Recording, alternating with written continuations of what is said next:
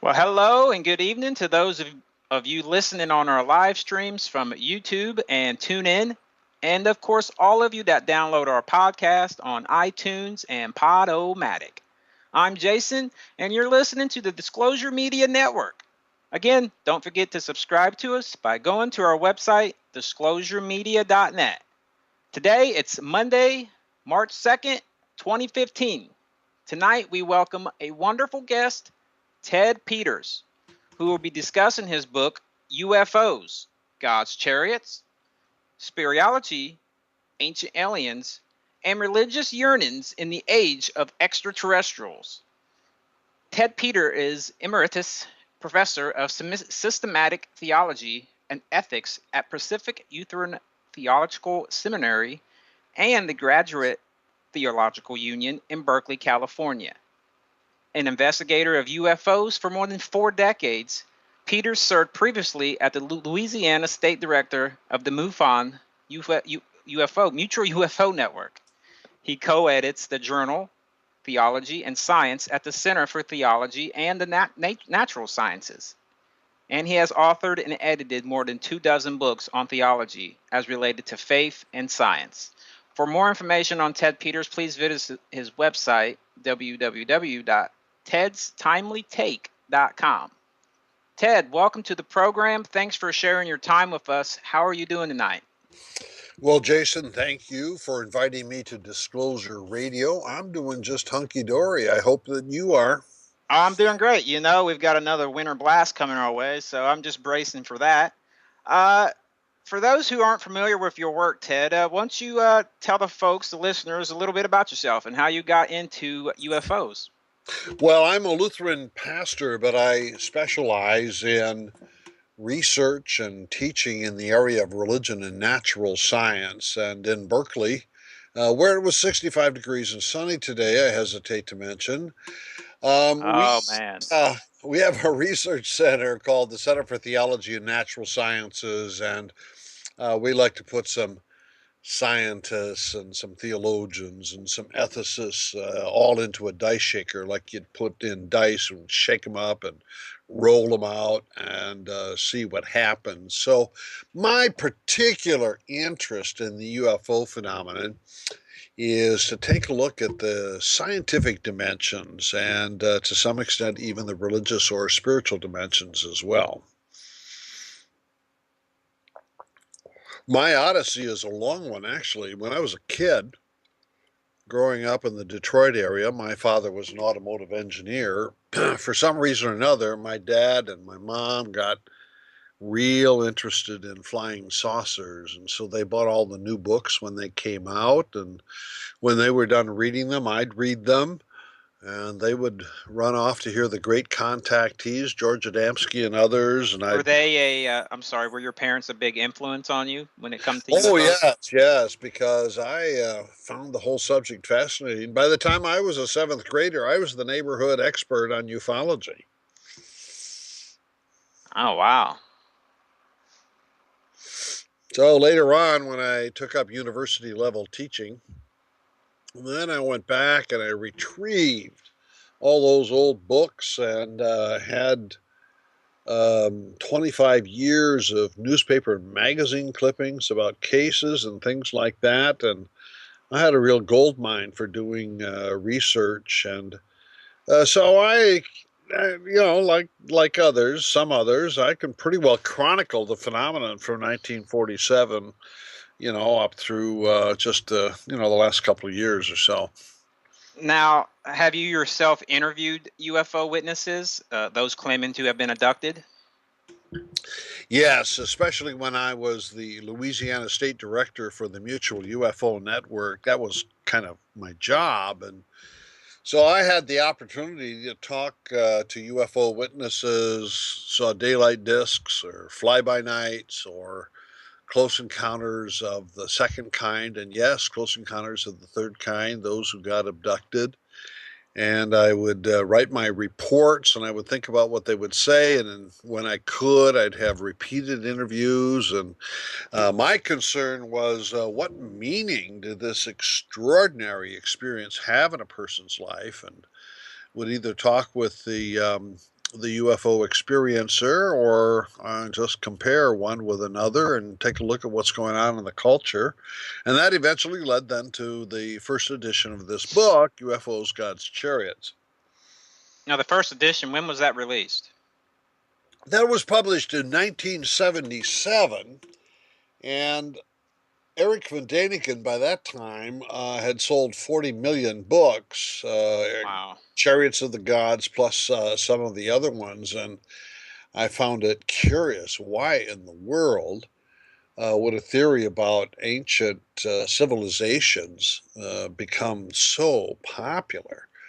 And I think there's within the human soul a real yearning for outer space, and outer space is sort of a symbol of transcendence. And somehow or other, I think those spiritual strings got twanged by Eric von Daniken, and I wanted to look into that. So I took a close look at the ancient astronaut theory, but then I looked at contemporary flying saucers and UFO reports and things of that nature.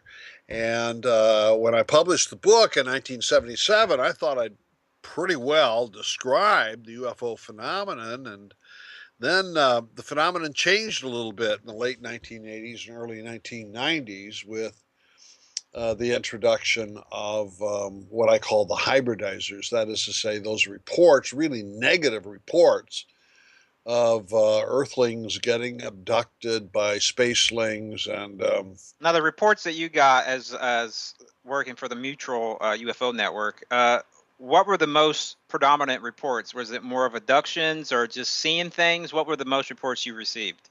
well, there's always going to be more reports where people see things, Right.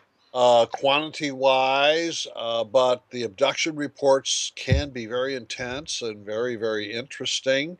So I was privileged, so to speak, because, I could investigate some of each. Right. Right. Now, the evidence that you've come, is it conclusive that UFOs come from extraterrestrial civilizations? No, it's not. I think it's important that we have the extraterrestrial hypothesis. And certainly there is a lot of evidence that you can get from the UFO phenomenon that supports the extraterrestrial hypothesis, but it is not yet a slam dunk. And one of the main reasons is that for good or ill, we trust our natural scientists in our society. Right. And the scientists, they want statistics and principles, and UFO evidence is anecdotal in character, and that doesn't count. So I think it's interesting that we do have the ET or ETI hypothesis, but no, it's not been confirmed. And I think one of the weaknesses is that there is such a variety in the reported experiences that UFO abductees and other witnesses have. It's really hard to have a theory that kind of puts it all together nicely and neatly and in a package. And so what I do is I suspend the question, are they really from outer space or not? And then I ask, well, what does it mean to people to believe or think, that they come to us from outer space? And that's where I spend most of my research time and efforts. What do you lean on? Do you think it's more of just stuff happening on here, or do you think it is from outer space? I hope they come from outer space. Yes. But a hope is different than being persuaded by the evidence. And of course, it's reasonable to think that some UFO reports are more accurate and others are less accurate. That's reasonable. But until we can either confirm or disconfirm the existence of extraterrestrial life and what ETI can do, we won't really know which one is which.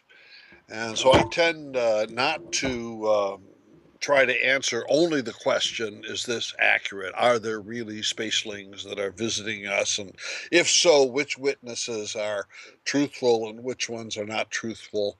How do you get from someone if they're being truthful, or how are you able to discern that?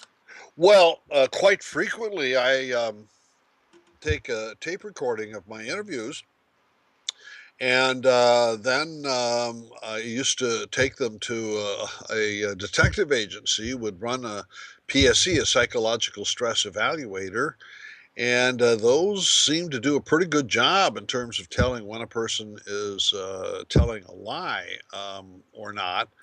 I recall one case where it was a mother and son. The son was 12, and they had a close encounter of the second kind. That is to say, UFO within 500 feet, and they were able to see it over a 20-minute period of time. And so, when in my interview, I asked them, could I please tape record this? And I would take it to a detective agency for PSE analysis. Oh, yeah, that was fine. And the boy drew me a picture of the flying saucer, and the mother gave me detailed analysis and everything. And the next day, my phone rang, and it was the mother, and she said, "Dr. Peters, did you take that tape yet to the detective agency for analysis?" I said, "No."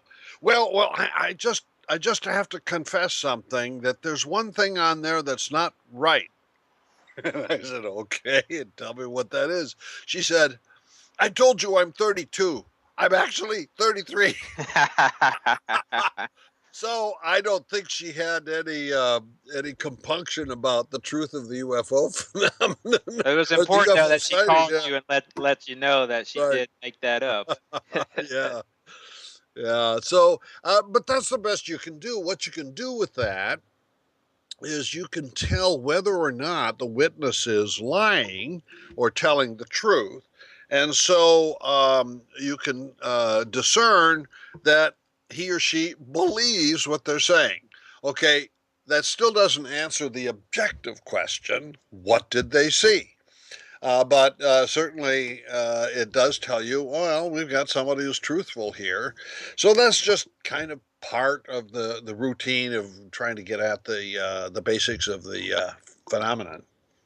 So this question, oh, getting a little feedback there. This question gets asked a lot, and from the ancient astronauts and stuff. Do you think visitors from space, the ancient astronauts, are responsible for jumpstarting human evolution and advancing our civilization on Earth as we know it right now?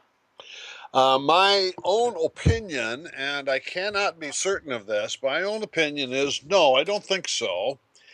And there are two stages to this argument, as you're undoubtedly aware, Jason. One is the genetic argument that somehow, allegedly, the ancient aliens had seeded human genetic development so as to speed up our evolutionary progress and, of course, to develop intelligence.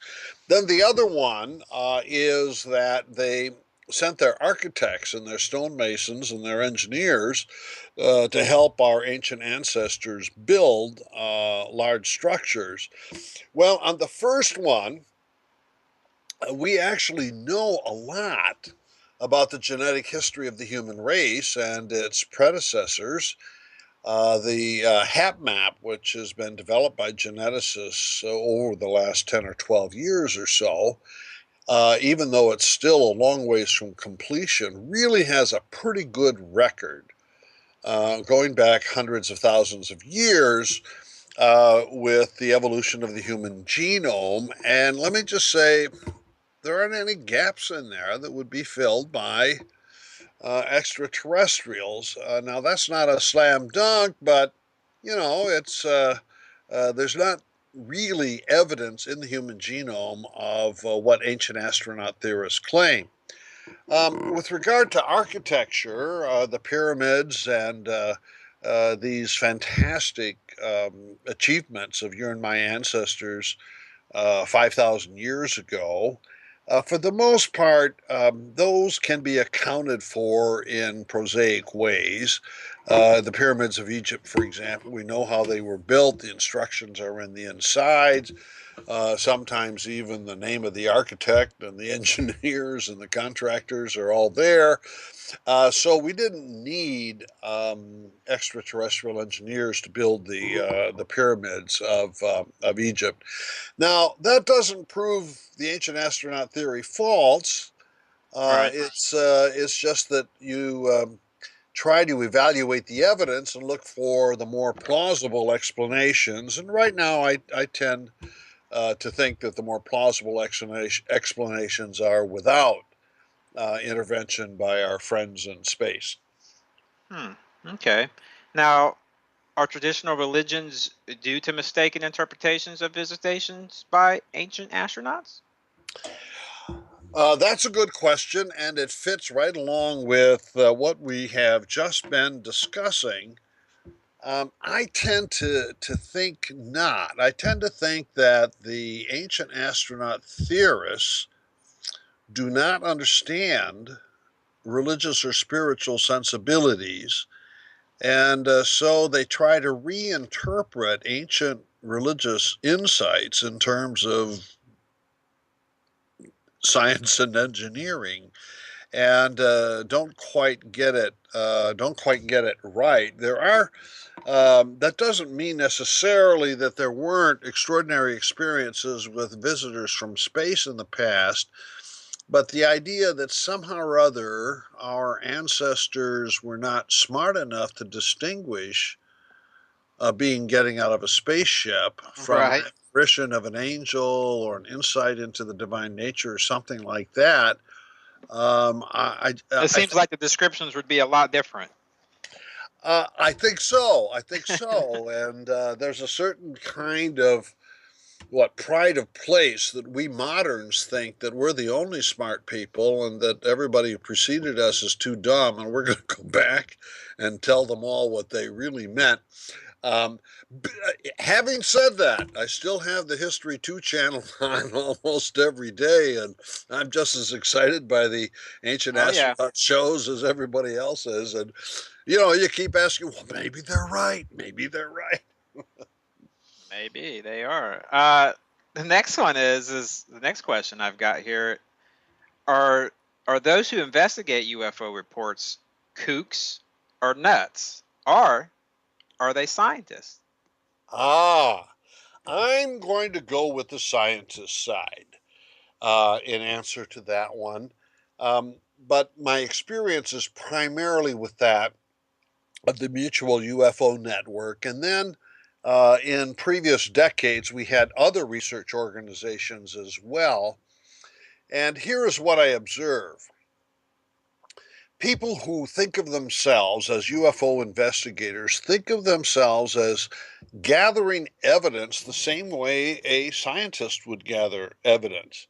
And when it comes to organizations such as MUFON, the leaders have PhDs in science, Right. chemistry, physics, and so they're not unfamiliar with what counts as scientifically confirmable data and knowledge and theories and stuff like that. Now, I want to add something else that I would say the core of MUFON, the central backbone, is really made up of science minded people, either professional scientists or amateurs who have a high respect for science. But floating around the core, or the flesh on the ribs, so to speak, you're going to find lots of kooks. I'm from Berkeley. I have a high tolerance and even affection for kooks, nuts, and wackos. So I enjoy the UFO community, and it is the case that not everybody uh, uh, really thinks of themselves as cold and calculating and scientific in their approach. There are lots of people who have spiritual experiences and want to talk about a spiritual dimension to UFOs and all of that kind of thing. And that all belongs to the UFO phenomenon. So there is a scientific core, but on the other hand, around it, there is a lot of what I would think of as really delightful flakiness. I enjoy it. Enjoy it all. Great, great. The next question is, if in the future we make contact with, I'm going to shorten this up with ETIs or extraterrestrial intelligence, where our religions on Earth face a crisis, will it collapse? I mean, will people just freak out? I mean, will that end, the Catholics and the different religions? I think that's a very legitimate question, and that is not necessarily limited to UFOs because it also applies to SETI or NASA. What if SETI or NASA confirms the existence of a race of intelligent creatures at Zeta 2 Reticuli or some other um, planetary system in the Milky Way? That question will arise. And I have noticed that in some of the popular media and even among some of our scientists, one of my favorite here is Paul Davies, who's astrobiologist at Arizona State University, who has been predicting since the 1980s that if we confirm the existence of extraterrestrial intelligent creatures, then all Earth's religions will collapse or, Oh, face this crisis. right. So I decided to study this empirically to the extent that you can. And so I conducted a survey. It's called the Peters ETI Religious Crisis Survey, in which I asked people. We looked at Roman Catholics and Eastern Orthodox and various kinds of Protestants, conservative and liberal, Buddhists, and to a lesser extent, we didn't quite get the numbers for the Hindus and the Muslims, but we certainly did get, some respondents, etc. And Mormons on that list, and then also people who self-identify as non-religious. And the non-religious people are actually, there are two types. There's the I'm spiritual but not religious type, and then there's the what one respondent said, I'm a stone atheist. So you got the atheists and the spiritual but not religious in that one category. Well, are you ready for the answer? Should we have a drum roll? Dun, dun, dun, dun, dun, dun, Okay, dun. good. Overwhelmingly, we're talking 90% plus of all these religious traditions said, no, my belief system will not be compromised, face a crisis or whatever, in the event that we meet extraterrestrial intelligent neighbors. And in some cases, they celebrated. My favorite line was a mainline Protestant who said, "I'd share a pew with an alien any Sunday." Hmm. So it just showed that people who self-identify as religious are not, or at least they think they will not have a problem.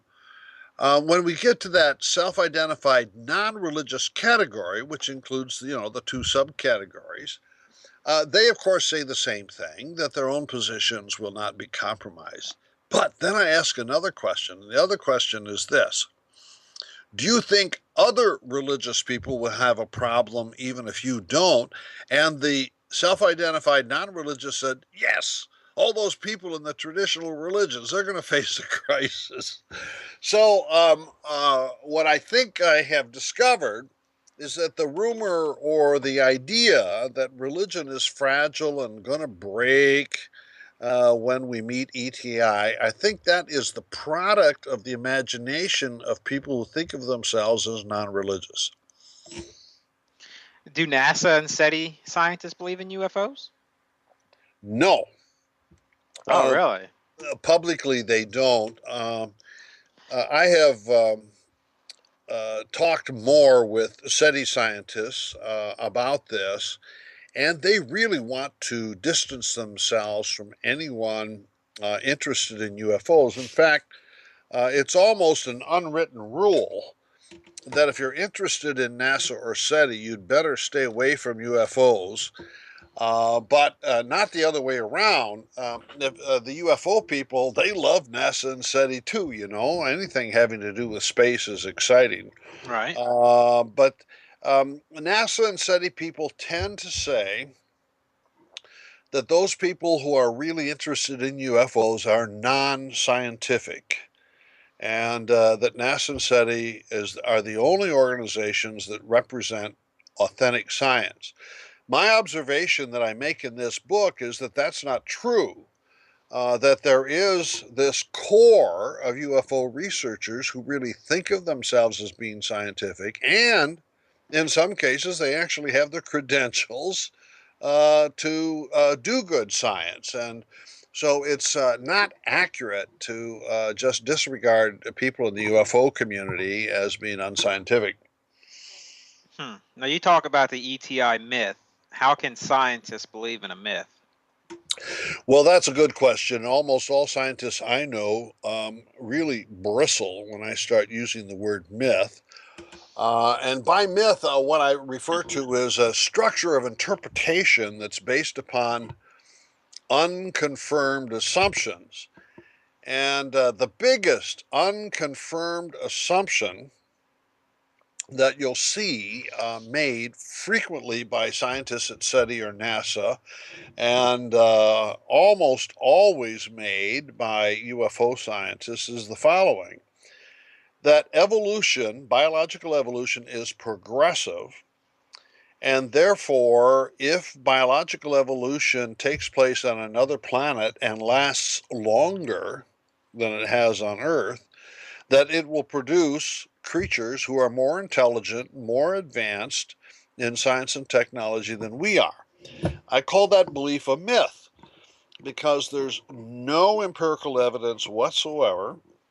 In addition to that, it is contradicted by our leading evolutionary biologists, Francisco Ayala, for example, or just recently having passed away, Stephen Jay Gould and Ernst Mayr, who argue there is no such thing as progress in evolution. And no matter how many billions of years you give evolution, there is no reason to think that evolution would produce more intelligence and more technology, etc. So, not only is this assumption about evolution being progressive unconfirmed, you actually have some of the best scientists who say it's wrong. Yet, without that belief, there's no justification for searching for intelligent life, you know, on distant planets. So I just like to point that out and ask the question. I ask this to scientists as well as to UFO people. Why do you believe this? And do you think that you're going to get it confirmed or disconfirmed? I myself would like to think it's true, frankly. Yeah. But it's not scientific in character, yet it certainly drives the science and gives the science its excitement and enthusiasm. Indeed, indeed. What do you mean belief in UFOs is a form of secularized religion?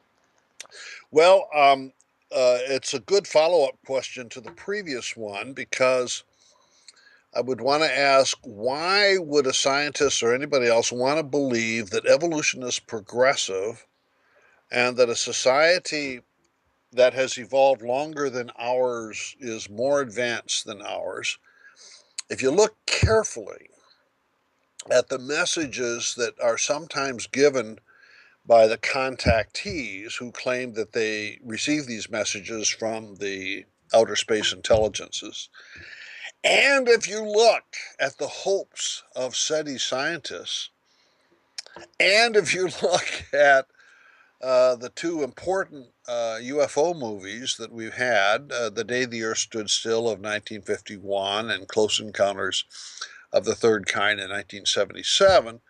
What they all have in common is the belief that science and technology will save us on Earth from nuclear war, from poverty, from short life, that science and technology is where human salvation is located.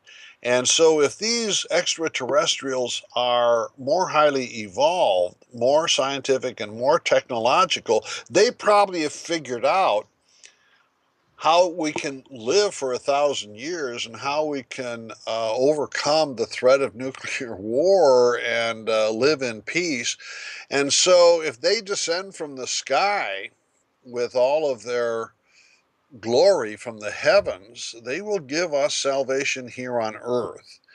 And so what I argue in the book, UFOs, God's Chariots, is that we have a secular religion going here. We don't really in our era want to believe in the promises of the biblical religions, but we sort of sublimate them and change their shape a little bit.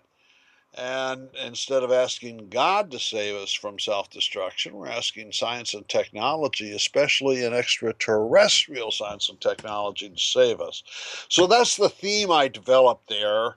And it's a form of the ETI myth. And curiously, it's a myth that even a scientifically educated person can believe and appear to be very secular, but it's just riddled with religious and spiritual sensibilities from beginning to end. Now, this is also another question with that. And what do you mean by SETI Hope for Contact? Is that what? Yeah, SETI Hope for Contact is a form of socialized religion. Is that the same thing, basically? Yeah, it's a form of secularized religion. And I want to say, I just want to point this out. That doesn't mean that I'm going to be critical because, frankly, I love the SETI scientists and I hope SETI achieves its goal. I hope that one day we wake up and they tell us they found this civilization. But it's my job as a scholar to point out good science from bad science. And frankly, what we get from NASA and from SETI frequently is a mishmash of myth and science that kind of come together. And I want to say, as a Christian theologian, you scientists, just do your science, will you? You know, leave the religion to the rest of us. So, what do you think about this one? Where future visitors from a more advanced civilization in outer space bring salvation to Earth in the form of a more advanced science, technology, medicine, and ethics?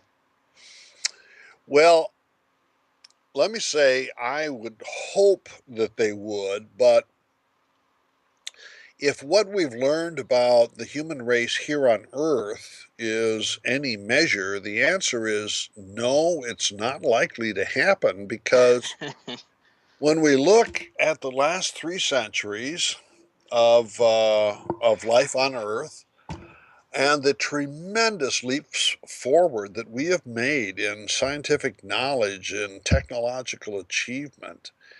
Look at the bombs we have made, and the drones we fly, and the machine guns we shoot. That progress in science and technology does not translate into moral progress at all. If anything, we can increase our ability to shed blood. And so there's no reason to think that even if extraterrestrials are more advanced in science and technology than we are, that they're more advanced morally. I mean, there's just no precedent on Earth that would make it logical or reasonable to project that. So I don't want to sound like a pessimist because I'm really not a pessimist. I just want to say, boy, it's just too easy to ask these spacelings to deliver salvation. And it's not realistic. It's not. It's not. Yeah. You know, there's been a lot of advancement with technology, especially, being able to see other planets and, different solar systems with discovery of so many exoplanets. Do you think it's inevitable that we are on the brink of settling the question, are we alone? Well, again, I really hope we are. I'm as excited as the next person at the discovery of exoplanets, and as the years go by, we're finding more and more Earth-like exoplanets in the habitable zone, and so we're getting closer and closer. You get the feeling we're getting closer and closer, and just the sheer number of exoplanets that are likely to be exist in our Milky Way is so huge that even the most pessimistic evolutionary biologists could be wrong, because the statistical chances of intelligent life developing somewhere go up, because of the sheer number of planets that could host them. So I think there's good reason for us to be expectant. It's not an empirical reason, but it's certainly makes sense to think that we're going to wake up tomorrow or the day after and realize we have space neighbors, and invite them over for a covered dish dinner and get to know them, and we'll have a much larger intelligent community than we currently do. I recently had a guest on, and her theory, one of her theories, is that we're actually the aliens ourselves. We came here, and that's could be. I don't know what your take is on that, but she believes the Hopi and of course some of the other ancient tribes that they actually came to this planet looking for a better place to live. What do you think about that? I just don't think the evidence is there for that. Yeah. Because we just know too much about the migratory history of our ancestors. We know a lot, again, about the genomic history of our ancestors. There doesn't seem to be room in paleoanthropological knowledge, for that kind of a jump start or input from space. Then there's another issue that's a philosophical one, and it goes like this. If the ancient astronaut theorists believe that human evolution was not on its own going to accomplish a high level of intelligence, so they needed to seed us by, splicing into our genome genes that would lead to the development of intelligence, and now we have it because we've inherited it from our alien neighbors, then the question would arise, well, where did the aliens get it? Who seeded them? Right. And then you get this problem of an infinite regress, going back and back to see where intelligence had first made its appearance, now on a cosmic stage rather than just a terrestrial stage. So that's a bit of a philosophical problem that ancient astronaut theorists, I think, need to confront. Yeah, yeah. So should Christians believe that God has become incarnate many times for each intelligent species on each planet in space? That is an interesting debate. I don't take it up in the UFO book, but I'm working with some scholars here in Berkeley on another book in which we are going to debate that. There are good theological reasons within Christian thinking to go either way. Oh, there's just one incarnation on earth that is God's saving action for the whole of the physical cosmos. And then there's a separate argument that would say, my goodness, for every intelligent species, God would self-communicate so that a relationship could develop between each intelligent species and its creator.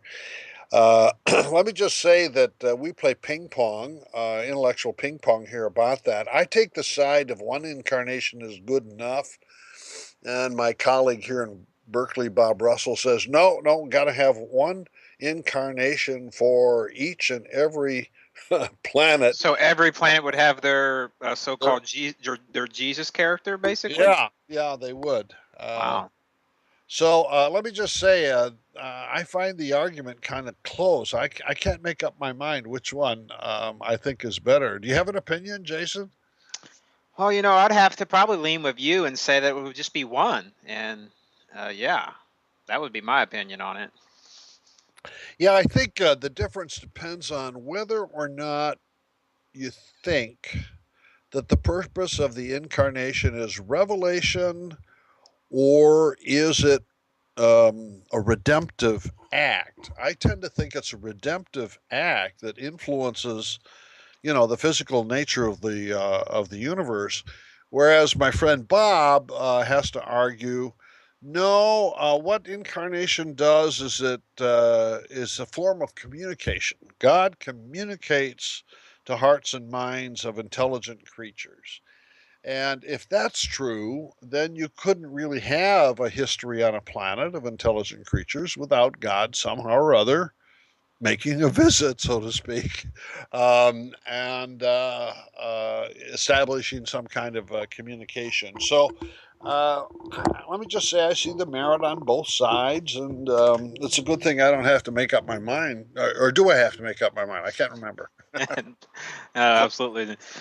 This is probably a little off topic. Definitely not to do with the book. What's your take with what's currently taking place on the in the world with the religious and the things going on in the Middle East and ISIS and all this crazy, the terrorists? And what's your take on all that stuff? Well, Jason, this is extremely important. I live and teach in Berkeley, and it's a very liberal community. Mm-hmm. And I love liberals. It's my place to be. But there is a kind of naivete, I have to admit, amongst the liberals. Liberals think that if we're just nice to each other, then that's going to fix all the problems. And so you get this developing view that says all religions are different paths up the mountain to the same goal. And with that, we can all have a warm feeling in our heart, shake hands, and go to the same barbecue. Then along comes ISIS.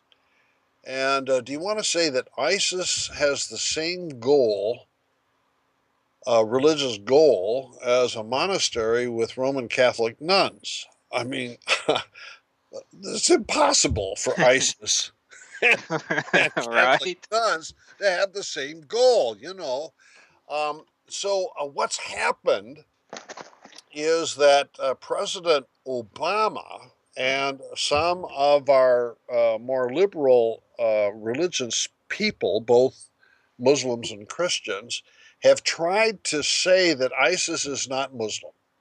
Let's And just, now, and that's just ridiculous, right? of course, it's ridiculous. Just ask somebody in ISIS. They have a whole theology. They have a whole eschatology, that is to say, a prediction of what God is going to do in the future. So They have. you would agree? Now, I'm not. This isn't us, but are we at war with Islam, or are we at war with ISIS? Because the Right. president, the president doesn't like to say we're at war with Islam, but are we really at war with Islam?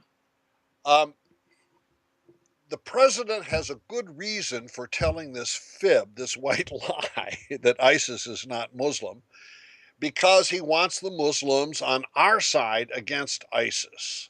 And I get that. Yeah, I get that. Politically, diplomatically, that's the way we want it. We want everyone, atheists and Christians and Muslims and anyone else in our liberal society, to take a stand against ISIS and to take a stand against all terrorism. But to deny that ISIS is a religious organization is just folly, just folly. So it's better, in my judgment, to be realistic and let ISIS define itself. And then we need to understand ISIS as it is. I have an alter ego, Jason, and her name is Leona Fox. So if somebody goes to my website, Ted's Timely Take, they can go to Leona's blog. And Leona has a blog on Huffington Post in which we're arguing these very issues that you and I are talking about. And I think it is possible for a religion to be violent. Absolutely. And the religion next door can be dedicated to loving the neighbor. And of course, we want the latter one to win. and the violent one to lose. And Exactly. so we really are in a difficult situation these days, but I think it's just unrealistic to try to pretend that ISIS is not a religious organization. It really is. And do you think the president was wrong in comparing ISIS with the Crusades and the Inquisition? Do you think that was something fair to do? Yeah, that is wrong because it's like two kids in the schoolyard who are fighting, and the teacher breaks it up, and they say, "Well, he hit me first. No, he hit me first." And you never get out of that mess. I think the better comparison is the Ku Klux Klan with Yes. ISIS. Yes. Because Ku Klux, and I went to a meeting one time as a scholar with a historian. The guards at the gate said, "Well, professors, welcome." So, at any rate, so I went to the Ku Klux Klan meeting, and they're just filled with Christian symbols, Yes. including the cross. But they have this message that is very hateful in character. And so most Christians are going to say, well, we're not going to be Ku Klux Klanners. We have a religion of love and compassion. And I think that's what most Muslims around the world are going to say about ISIS. We have a religion of compassion, and ISIS just doesn't represent that. And so, at any rate, if I were Obama, I'd say, well, Ku Klux Klan, ISIS, they look kind of alike. But stop all this stuff about the Crusades. The history is way Why? too Yeah. complex, Yeah. to just allude to those things. I just don't understand why he brings those things up. I really don't. I don't know why he brings it. Just seems like he just brings more fire to the battle, with those kind of statements. Right, right. But I would agree with what you suggested earlier, Jason. What we want to avoid at all costs is to say that America is at war against Islam. We can't allow that to be said because American Muslims Right. are opposed to ISIS, and they, in a sense, belong to us, so to speak. And so we got to be careful about how we speak, so that the Muslims who believe in love and justice are united with all of us who believe in love and justice. Correct. Correct. So Ted, what do you have coming up new? What do you got? You got any new books coming out? Do you have any new documentaries that you'll be appearing on? I know you've been on Ancient Aliens, and most recently you were on Unsealed. So do you have anything new coming out? Well, I'm glad that you saw the Ancient Aliens and the Unsealed. And I don't have much in the way of media coming out. I'm basically a writer. But as I suggested earlier, with my colleagues here in Berkeley at the Center for Theology and Natural Sciences, we are working on a large project called Astro-Theology. And we're looking at NASA and especially SETI and space exploration, looking for stupid life within the solar system and intelligent life elsewhere in the Milky Way. And we want to deal with the religious implications and the ethical task. Actually, space exploration raises a large number of ethical issues that, for the most part, are not being addressed. And so, at any rate, this is a big project, and I expect it'll be another year and a half before we come out with our magnum opus. But that's what keeps me off the streets and out of trouble. Hey, speaking of space travel, what do you think of the latest? I don't know if you follow this, but Mars One. Have you followed that? I have not. No, tell me what's going on. Basically, they want to send people to Mars, and they've got a contest that they've had, and they've whittled it down to 100 contestants, I guess, and they want to send groups of 4, I think it is, to Mars. Every year, they would send a group of 4 and eventually build it up to 100 people, and basically start, and you wouldn't get to come back. It's a one-way ticket to Mars. And that's and I guess they want to raise money by doing a reality show about it. So it's very curious, but they want to send folks to Mars and start a new civilization, I guess. Well, now that you mention it, yes, I do know a little bit about this. One Muslim mufti has issued a fatwa against the one-way ticket because It said it's a suicide. it's a form of suicide. Yeah. I hesitate to agree with that. I have to pat them on the back and say, Would you go? oh, I don't know if I would go or not, simply because of my age. I think if I Right. were 20, I probably would love to go, actually. I don't like small places like spaceships, by the way. Yeah, I But know. I be that as say it may, the adventure, the call of adventure is just so exciting. And when we take a look at history, especially modern history, so many adventurers have gone new places and done new things, and so I like the spirit of Mars One. I'm a little more familiar with the Mars Society than I am with the Mars One project, but the Mars Society thinks exactly the same way. I want to say more power to them. Uh, it's an awfully big mountain to climb, but if they can climb it, great. Well, Ted, I want to thank you for sharing your time with us. It's been great having you on. Whenever you want to come back on it, I would be more than loving to have you on. Well, Jason, it's been a delight, and keep up your good work at Disclosure Radio. Hey, Ted, you do the same. Disclosure Media Network would like to thank our guest, Ted Peters, for sharing his time. You can again find out more about Ted Peters at tedstimelytake.com. Don't forget to subscribe to us, folks, by going to our website, disclosuremedia.net. And also, in about 10 minutes, we'll have our nightly news show on at 10 p.m. with Rags. So stand by for that at 10 p.m. Ted, once again, thanks again for coming on. All right, Jason. Good night. You have a great night. All right.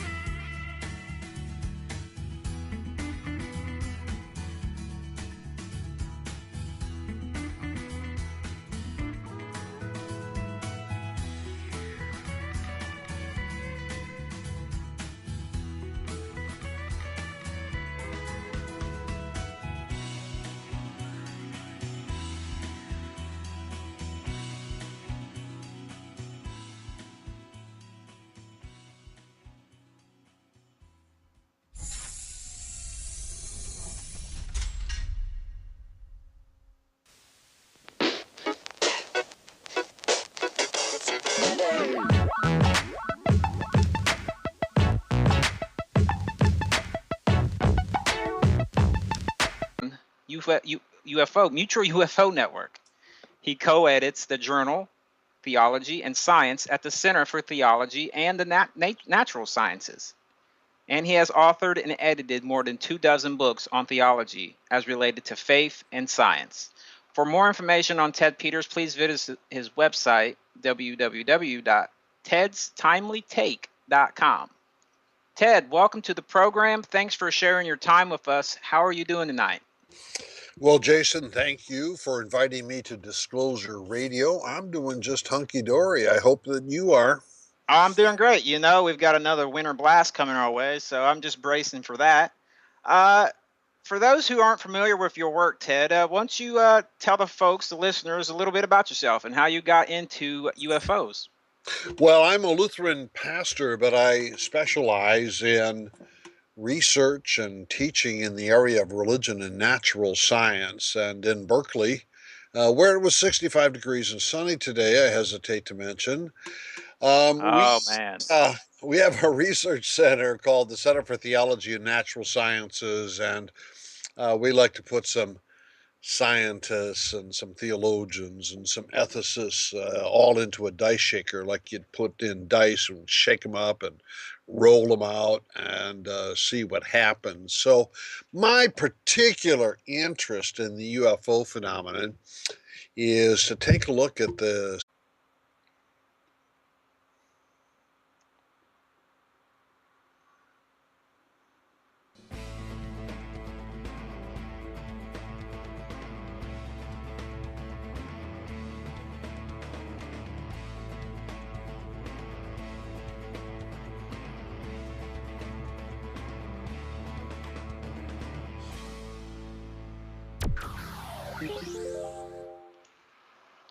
Well, hello and good evening to those of you listening on our live streams from YouTube and TuneIn.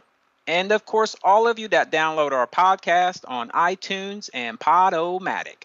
I'm Jason, and you're listening to the Disclosure Media Network. Again, don't forget to subscribe to us by going to our website, disclosuremedia.net. Today, it's Monday, March 2nd, 2015. Tonight, we welcome a wonderful guest, Ted Peters, who will be discussing his book, UFOs, God's Chariots, Spirituality, Ancient Aliens, and Religious Yearnings in the Age of Extraterrestrials. Ted Peters is Emeritus Professor of Systematic Theology and Ethics at Pacific Lutheran Theological Seminary and the Graduate Theological Union in Berkeley, California. An investigator of UFOs for more than 4 decades, Peters served previously as the Louisiana State Director of the MUFON. Conducted.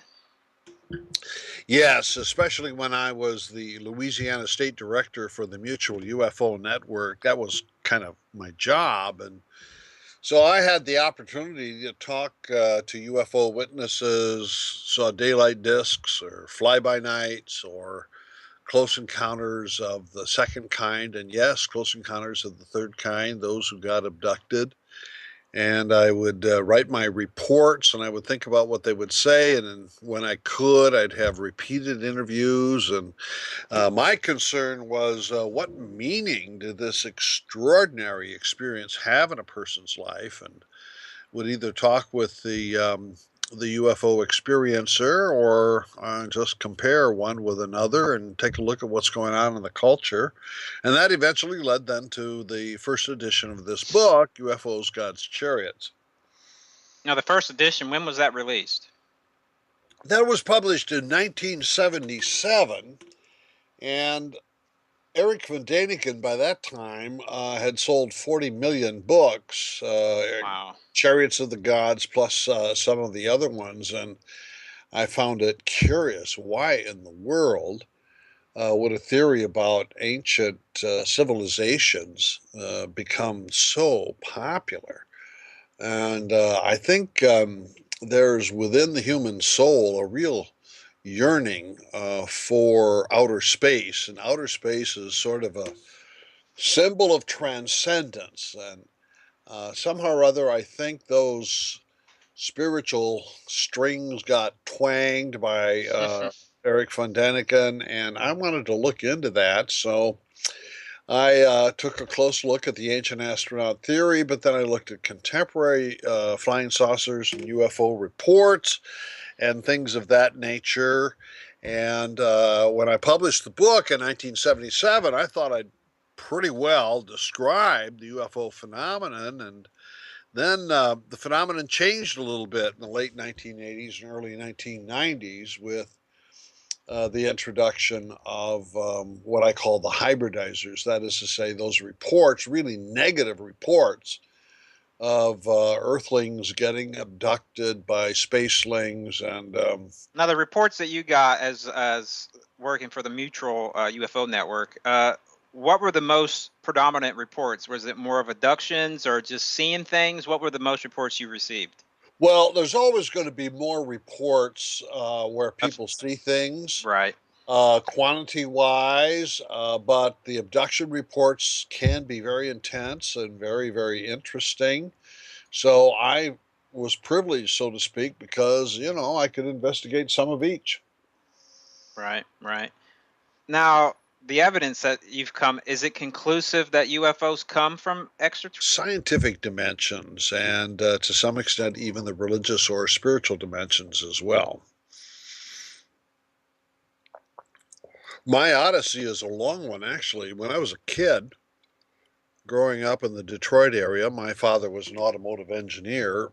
For some reason or another, my dad and my mom got real interested in flying saucers, and so they bought all the new books when they came out, and when they were done reading them, I'd read them, and they would run off to hear the great contactees, George Adamski and others, and Were I'd. they I'm sorry, were your parents a big influence on you when it comes to Oh UFOs? yes, yes, because I found the whole subject fascinating. By the time I was a seventh grader, I was the neighborhood expert on ufology.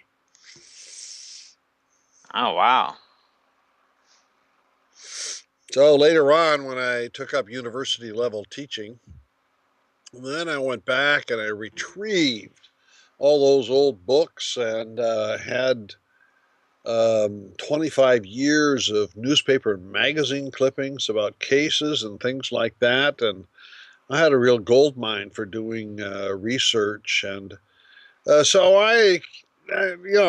like others, some others, I can pretty well chronicle the phenomenon from 1947, up through the last couple of years or so. Now, have you yourself interviewed UFO witnesses, those claiming to have been